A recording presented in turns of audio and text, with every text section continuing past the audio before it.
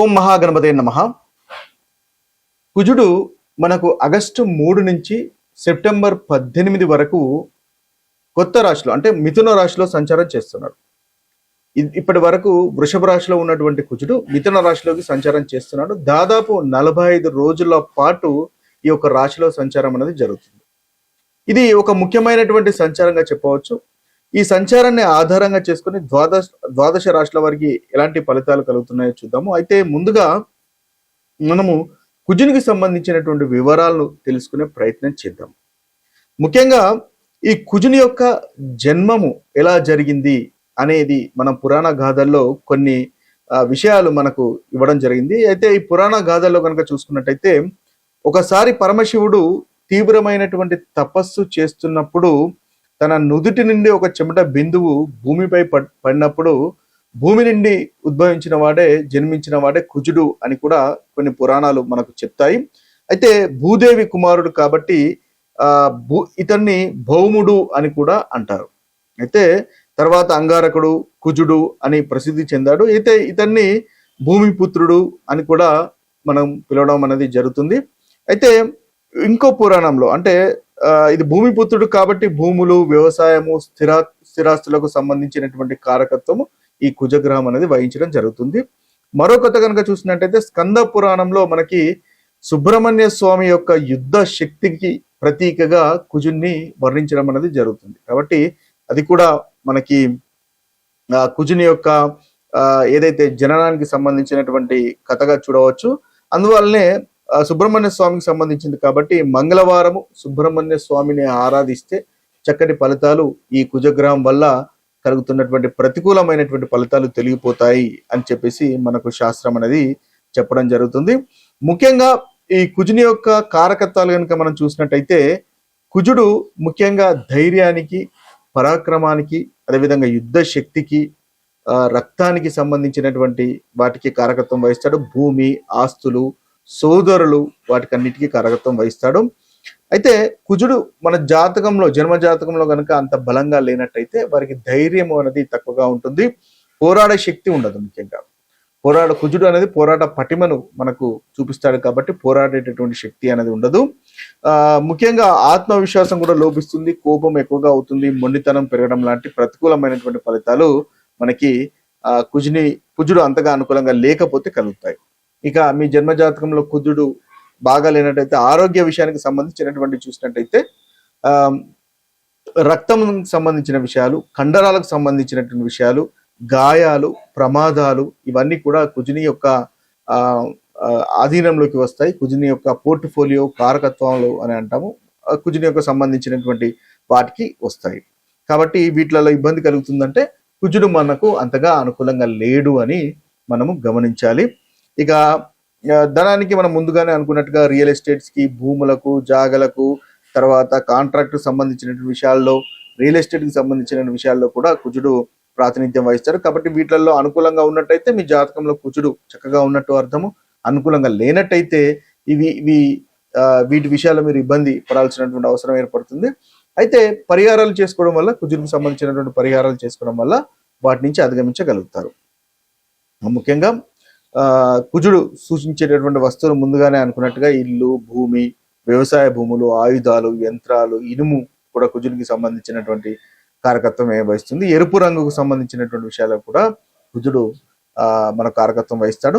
కుజుడు కనుక బలంగా ఉన్నట్టయితే ధైర్యం పెరుగుతుంది, లీడర్షిప్ క్వాలిటీస్ పెరుగుతాయి, విజయాలు వస్తాయి, పోటీ పరీక్షల్లో విజయం అనేది సాధించుకోగలుగుతారు, మంచి ఆరోగ్యం అనేది ఉంటుంది, వ్యాపారంలో కూడా ధైర్యంగా ముందుకు వెళ్తారు. ఇవన్నీ కూడా మనకు కుజునికి సంబంధించినటువంటి కారకత్వాల్లో వస్తాయి. అయితే కుజుడు అంతగా అనుకూలంగా లేనట్టయితే కుజ దోషము, దాంపత్య జీవితంలో ఇబ్బంది రావడము, భార్యాభర్తల మధ్య చిన్న కలహాలు, సఖ్యత లేకుండా ఉండడం కూడా మనకు ఈ కుజగ్రహం అనుకూలంగా లేనట్టయితే కలిగేటటువంటి ఫలితాల్లో మనం ఒకటిగా చెప్పవచ్చు. అయితే ముఖ్యంగా కుజుని వల్ల కలుగుతున్నటువంటి ఈ ప్రతికూలమైనటువంటి ఫలితాలు ఏ రాశి వారికైనా సరే ఆ ప్రతికూలమైనటువంటి ఫలితాలు తొలగించుకొని అనుకూలమైనటువంటి ఫలితాలు పొందడానికి ముఖ్యంగా పరిహారాలు చేసుకోవడం వల్ల మంచి ఫలితాలు మీరు పొందుతారు.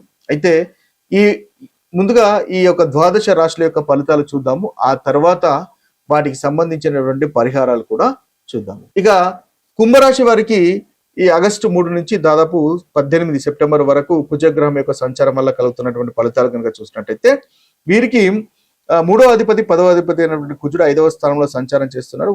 ఉద్యోగంలో ఒత్తిడి పెరుగుతుంది. పై అధికారులతో అభిప్రాయ భేదాలు వచ్చే అవకాశాలు మనకు కనిపిస్తున్నాయి. సంతాన విషయంలో ఆందోళన ఉంటుంది. ప్రేమ వ్యవహారాలు అంతగా అనుకూలంగా ఉండవు. రిస్కీ ఇన్వెస్ట్మెంట్స్ వల్ల నష్టాలు కలిగే అవకాశాలు కనిపిస్తున్నాయి. మానసికంగా ఒత్తిడి ఉంటుంది. కోపం వల్ల అవకాశాలు చేజార్చుకునే సూచనలు మనకు కనిపిస్తున్నాయి. విద్యార్థులకు కూడా ఏకాగ్రత లోపిస్తుంది. కాబట్టి ఈ అన్ని విషయాల్లో జాగ్రత్త అవసరము. వీటిపైన మీరు ఎఫర్ట్స్ పెట్టినట్టయితే మంచి ఫలితాలు మీరు పొందగలుగుతారు. ముఖ్యంగా ట్రేడింగ్ విషయంలో దూరంగా ఉండండి. ఉద్యోగంలో ఒత్తిడి ఉంటుంది. సంతాన విషయంలో కూడా సహనం అనేది అవసరము. ప్రేమ విషయంలో సహనం అనేది అవసరము. మంగళవారము సుబ్రహ్మణ్య స్వామిని ఆరాధించండి. ఆంజనేయ స్వామిని ఆరాధించండి. దుర్గాదేవి ఆలయాన్ని దర్శించినా కూడా చక్కటి ఫలితాలు కలుగుతాయి.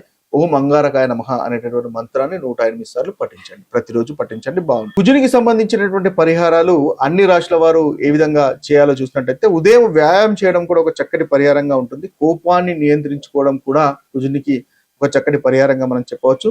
ఎవరితోనూ అనవసరమైనటువంటి వాదనలకు దిగకండి. కుజుడు మీ జాతకంలో అనుకూలంగా లేనట్టయితే ఇది ఆటోమేటిక్ గా చక్కటి ఫలితాలు మీకు కలగజేస్తాడు. వాహనం కూడా నెమ్మదిగా గడపండి. తద్వారా చక్కటి ఫలితాలు మనకు కలుగుతాయి. ముఖ్యంగా కుజునికి సంబంధించినటువంటి దానాలు కనుక చూసినట్టయితే ఎర్రటి కందులు దానాలు చేయవచ్చు. ఎర్రటి వస్త్రాలు దానం చేయవచ్చు. బెల్లము దానం చేయవచ్చు. రాగి పాత్రలు దానం చేయవచ్చు. పేద విద్యార్థులకు నోట్ బుక్స్ లాంటివి కూడా దానం చేయడం వల్ల చక్కటి ఫలితాలు మనకు కలుగుతాయి. ముఖ్యంగా ఈ యొక్క ఆగస్టు 3 నుంచి సెప్టెంబర్ 18 వరకు ఉన్నటువంటి పరిహారాలు ప్రతి రాష్ట్ర వారికి కనుక చూసినట్టయితే వీరికి ముఖ్యంగా మేషరాశి వారికి చాలా చక్కగా ఉంది. ఈ యొక్క సంచారము సుబ్రహ్మణ్య స్వామిని ఆరాధించండి. మంచి ఫలితాలు మీకు కలుగుతాయి. వృషభ రాశి వారికి అంతగా అనుకూలంగా లేదు. మాటలను నియంత్రించుకోండి. తద్వారా మంచి ఫలితాలు కలుగుతాయి. 2వ స్థానం కాబట్టి వాక్కు అనేది కాస్త నియంత్రించుకోండి. మీరు హనుమంతుని ఆరాధించండి. తద్వారా మంచి ఫలితాలు మీకు కలుగుతాయి. మిథునానికి కూడా అంతగా అనుకూలంగా లేదు. కోపాన్ని నియంత్రించుకోవడం వల్ల మంచి ఫలితాలు మీకు కలుగుతాయి.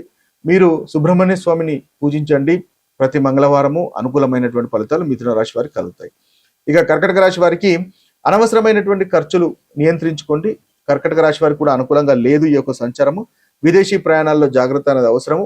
హనుమంతుని ఆరాధించండి. కర్కటక రాశి వారికి ఈ 45 రోజుల్లో మంచి ఫలితాలు కలుగుతాయి. ఇక సింహరాశి వారు కనుక చూసినట్టయితే సింహరాశి వారు కొత్త ప్రాజెక్ట్స్ ని ప్రారంభించండి. మీకు చాలా చక్కగా ఉంది. ఆస్తి వ్యవహారాలు ముందుకనేవి వెదులుతాయి. మీరు గురువుల ఆశీర్వాదాలు తీసుకోండి. సుబ్రహ్మణ్య స్వామిని కానీ హనుమంతుని కానీ ఆరాధించినట్టయితే మంచి ఫలితాలు ఈ రాశి వారికి కలుగుతాయి.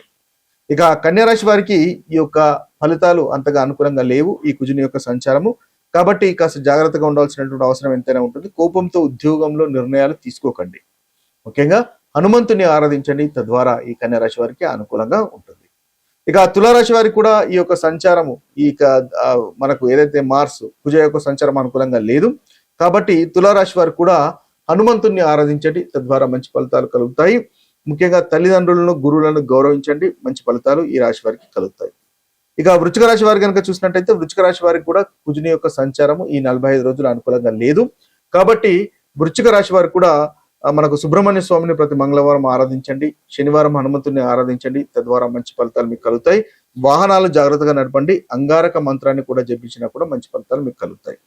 ఇక ధనుసు రాశి వారు కనుక చూసినట్టయితే ధనుసు రాశి వారికి కూడా ఈ కుజుని యొక్క సంచారం అంతగా అనుకూలంగా లేదు. ఆగస్టు 3 నుంచి సెప్టెంబర్ దాదాపు 18 వరకు. కాబట్టి ధనుసు రాశి వారు కూడా సుబ్రహ్మణ్య స్వామిని ఆరాధించండి ప్రతి మంగళవారం. లేదా హనుమంతుని ఆరాధించినా కూడా ప్రతి మంగళవారము మీకు చక్కటి అనుకూలమైనటువంటి ఫలితాలు ధనుసు రాశి వారికి కలుగుతాయి. ఇక మకర రాశి వారి కనుక చూసినట్టయితే మకర రాశి వారికి కూడా అనుకూలంగా లేదు. షేర్ మార్కెట్ స్పెక్యులేషన్ వాటికి దూరంగా ఉండండి. మకర రాశి వారు కుంభరాశి వారు ముఖ్యంగా చూసినట్టయితే పిల్లలతో సమయాన్ని గడిపించే ప్రయత్నం చేయండి. మీరు కూడా హనుమంతుని లేదా సుబ్రహ్మణ్య స్వామిని పూజించండి. తద్వారా మంచి ఫలితాలు మీకు కలుగుతాయి. ఇక కుంభరాశి కూడా సేమ్. మీరు కూడా కోపాన్ని నియంత్రించుకోవడం మీకు కూడా అంతగా అనుకూలంగా లేదు. సుబ్రహ్మణ్య స్వామిని కానీ లేదా హనుమంతుని కానీ ఆరాధించండి.